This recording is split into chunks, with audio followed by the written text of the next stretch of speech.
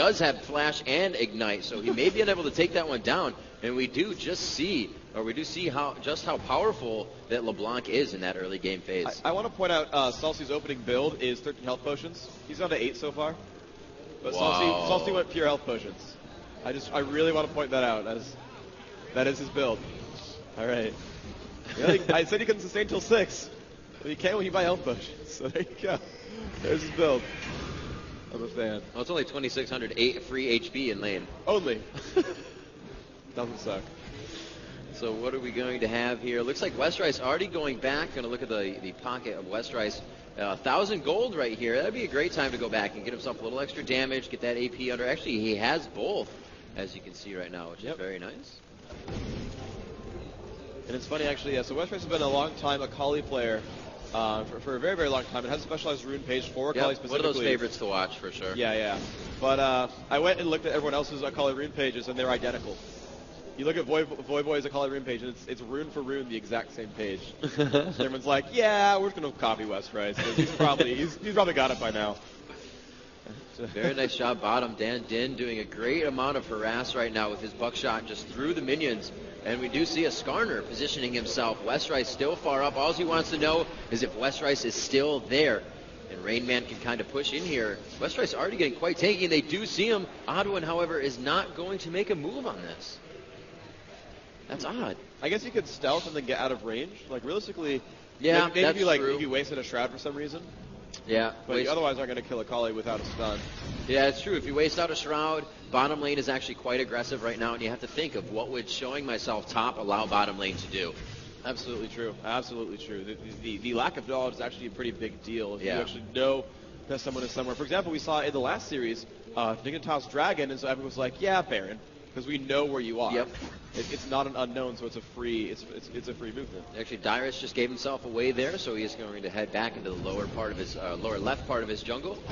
We do have backing going on by a lot of members of TSM, so we're going to head back over to the items chart and see what they got. And yes, I figured he would. He is going to start stacking Doran's rings because really it's giving him HP, the mana regen he needs, and he's already doing the damage he wants. So why not give yourself survivability with a little bit more damage? Absolutely, and you're going to see Salsi is going to recall here. I'd be surprised if he didn't buy some magic resist. You can see an aggressive minion push here from Team Scylla mid. Wanted to keep Salsi from recalling, although with Reginald being level 6, they could probably just dive him. He's got some AP there. Salsi should be a little bit afraid here. Salsi doing a very good job. He's actually over-farming on Reginald right now, so he's still keeping himself in range, although, as you said, chugging potions, it's what he knew he needed to do that to be able to keep his creep score up. Yep. We do see Dyrus kind of milling about here. He's going to get a quick bear stance. Huzzah! Right onto Reginald. There it is. Reginald going to burst that one down. The stun coming off because he did hit that on-point attack. And we'll be able to take advantage of that extra damage, though. Yeah, but unfortunately for them, Westrice had just recalled, so there was no Akali to come help out. Waited back up in time. He's walking right back into her. Uh-oh. Could be a very nice job. Good choice to keep going down. Yeah, absolutely. And they're going to converge on blue here. Oh, this is very, very smart from TSM. They know they push out the jungler, so they're going to try to take blue on the timing. They push on the Salsi, though Reginald actually down to half health. Jumps over the wall, did not get spotted there. Westrice not able to chase, and there's teammates nearby. But they do not know Teemo was there and invisible. Oh, now they do. A good mushroom there from Teemo. They caught the odd one. They jump in onto Reginald. Westrice will stealth. They're jumping in there. One hit from dead. Salsi will fall down first. Reginald falls down as well. Akali is on this one. The ult being used by Skarner. Skarner will drop as well. Dyrus alive, but poison from Teemo says no thank you. 2 for 2 right now. First blood did go to solo mid. But it's 2 kills on Akali versus 1 on Skarner and Teemo. I'll take the 2-0 Akali. I think that's pretty good for Epic. Yeah, that's very big. Definitely a character you want to start feeding. A great job. You don't really want to start feeding Akali. No, you don't really want to start feeding her. When she's on your team, you give her those kills, though. Oh, that's very nice by her. And actually, you know, Dyrus almost making it out of that fight alive, but a good job on Rainman to get those last few attacks on as well as that red buff he stole from him, so that's very good there. And at a point in time, Rainman can start to beat Akali due to that blind. So in that 1v1 fight, as we start to move on, right now, Westrice is going to be able to do enough damage to make Rainman think twice about the situation. But later in the game, when he gets that tankiness, Rainman likes to build Frozen Mallet. He likes to build a lot of HP on Teemo. We'll see if he switches that up. It's going to be a formidable opponent for Akali. A lot of focus on Dragon here. It looks like TSM will start this at 8 minutes and 50 seconds. Very, very smart by them. They actually have the Wriggles already on their AD carry. Wow. That drops just That was so quick. fast. Madrid's on the odd one. Wriggles on Chaos, and that's just like, and Dragon. So, 15-minute respawn on that one. Excellent there by Silla mid. They're up 800 gold as a result. And they want to keep that one going. Highest farm in the game. I believe that's going to Dan Din bottom on Graves. He does have 76. Actually, Ezreal, that's Chaos, is right there on his tail, 77 as well. Yep. Very nice job. The bottom lane's duking it out. More buckshot from Dan Din. Such a great harassment tool. And thanks to Soraka on his team, 3 in heal, 2 in infuse, just spamming him health and mana, allowing him to constantly push this lane. And that is actually quite useful. You know, when the other team tries to roam around, well, you're going to lose your turret if you do so. So Dan getting a nice amount of gold, 84 to 82. Oh, nice. And the blind onto Chaos to make it very hard for the last hit, but he pulls minion aggro and sees every one of them. Excellent play by Chaos, taking that, knowing what it'll do for him. Very nice job. Dan Din just pushing them into their tower, trying to not let them farm, and Salsi kind of doing the same thing. Reginald able to burst in and out. He's still chugging down those potions. But now with his ultimate and blue buff, I don't think it's going to hurt as much. He's going to be able to continuously sustain himself with his ultimate and Raven form. But he is farming this lane quite slow here. Usually you want to keep the minions equal to each other, but he's allowing these minions to push up. He's going to be farming in a better position for himself. Reginald is going to not actually go back. He sees that the lane stays in mid, and he would lose quite a bit of XP if he went back there. Yep. He's also going to just instantly push the turret as well, and great AoE there. It is something to be afraid of. Level 9 now on Salsi, gets some pretty good damage output. I kind of feel like if I were Salsi, I would kind of aggress on Reginald just to blow his cooldowns and just heal back up anyway. But I guess he has blue buff, so it wouldn't really matter too much. Right, yeah, both of them on blue. LeBlanc having that passive of shifting is when her health gets too low into a double image. Definitely things to deter you from trying to gank her. I see Skarner coming up here. He just walked through a ward. It looks like he's going to place his own. So they actually just placed those two wards opposite of each other. And they are looking to grab Salsa, but they do not find him. He is going to go back in lane. It looks like he has about 1,000 gold under his belt. He went for the Kindle Gem, so he's going for that cooldown reduction. Skarner coming up top. It looks like they may try to focus something on Akali here. A lot of damage onto Rainman. Really good damage there, but Skarner's there, and they see him. The pings are off. Blue team pings the brush. They know what's there. Clairvoyance goes down, and they've spotted the odd one, so excellent job there by the Clairvoyance with their support. Staying alive in this one. Chaos trying to last hit a turret. Doing a pretty good job of that. And again, just the spam count from Dan Din, but you know, a lot of mana on that Sona, just keeping Chaos alive. So very nice job. I'm not sure if it was Reginald just popping in and out with Blink, or he did land that on point from LeBlanc, but he's not doing too much damage now to Salsi. He's able to start mitigating that a little bit. He doesn't have MR, but as he levels up, so does that, and he's getting more HP, and LeBlanc seems to be falling off a little bit here just with those two Dorans, so we'll have to see what she can do. Skarner still hanging out in that bush. They know he is there. Akali pushed up top lane quite far. Westrice is going to back. He has 980 gold on him. It looks like he could finish something here. He does have that pickaxe in hand. And yes, he does go for the Bilgewater. He did have enough for it. Very nice. That Gunblade coming up very soon for him. Looks like they are trying to mill about in middle. Skarner's been there for quite some time. Oddone has not given up on this.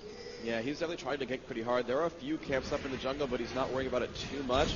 And there he comes in onto Salsi. A lot of damage down to half health already. Very nice. Oh, he's gotten caught up on the odd one. Gets a heal right there, but it's not necessarily going to be enough. He's trying to stay alive. Odd one dying rather quickly, actually. And there's the call. We'll pick it up just in time. Flash on the Reginald. There's Akali as well, and a double kill. Picked up there for Epic. Excellent job there. Akali 4-0. Oh my gosh. I can't believe Salsi lived. Are you serious? Raven form. Wow, he actually lived. That was amazing. Beautiful play there. And you know what? Salsi said to himself, he's like, I may go down, but I am going to do as much damage in this fight as I can. And he stayed in that form. Wow. He continued to turn around and throw never moves. He did not lose his composure. It's exactly what you need in a situation like that. Dyrus walks over and says, when's Dragon? Has no idea the timer. 16. Oh, he gives him a minute late. That's camaraderie right there. I love that. And of course, Dyrus is the one who looks up odd one jungle guys all day. So yep. That's good. Looks like he's pressuring here onto odd one a little bit. There's that damage. He can just put on that dot and walk away. Oh, man. Bottom lane returning. It looks like everybody in bottom. What? Oh, Ezreal's going top. They're going to try for a hard gank, or are they really going to oppose something here? I mean, they could push top, get a turret out of it. Actually, they might like push top, like before Dragon respawns, then go Dragon. Blue. Yeah, blue steal's good too. That's probably the actual choice. Dyrus does manage to take it in time, he's getting away. He should be safe, although Ezreal ult could hurt. But Colley's in actually onto Chaos. It's a little bit scary. Looks like she will retreat. Yeah. By the way, has Gunblade.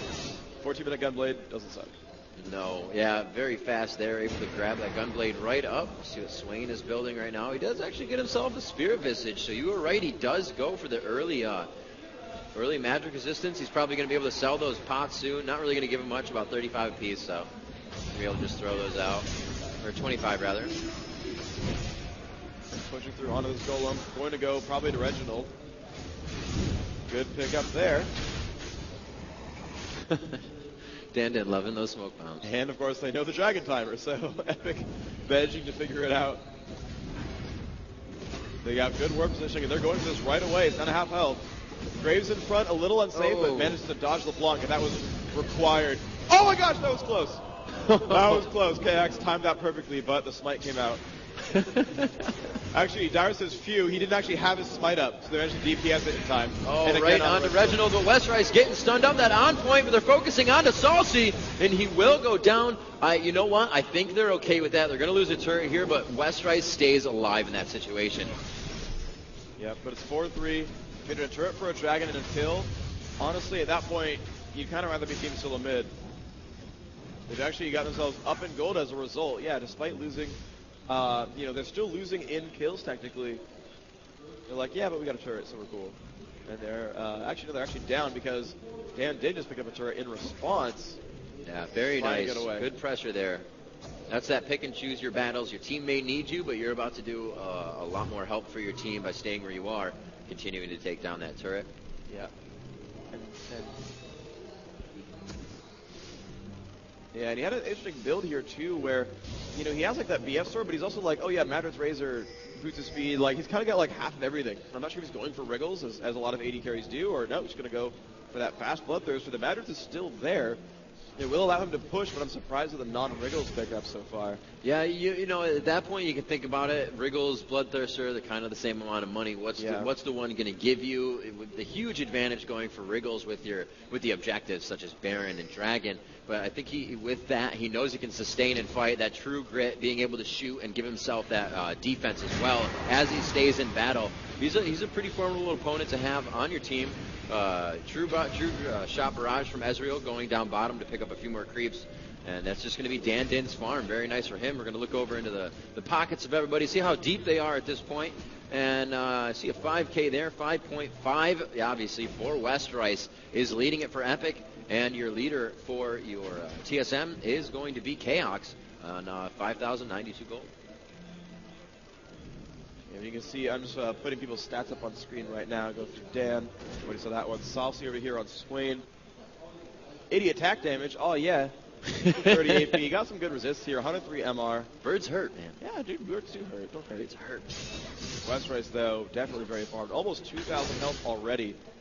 Only level 12, but getting it nice and durable. Already going for that Riley special stuff you can see on that Giant's belt. Going nice and tanky on this build. Because he knows he can't burst that hard with the Rayman being in there. Yep. Also, Reginald being scary.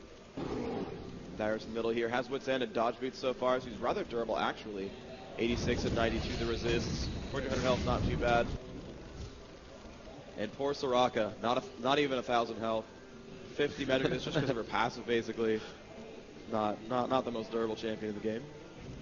Doing what you need to. How much is Saka carrying? Needs to take out alone 113 gold, but he does have, I believe that says 3 wards on him and the oracles, so that's very good. You always have at least 3 or so on you, because right when you place one down, it may get taken out, and you're going to have to fight for that position, hopefully be able to throw another one.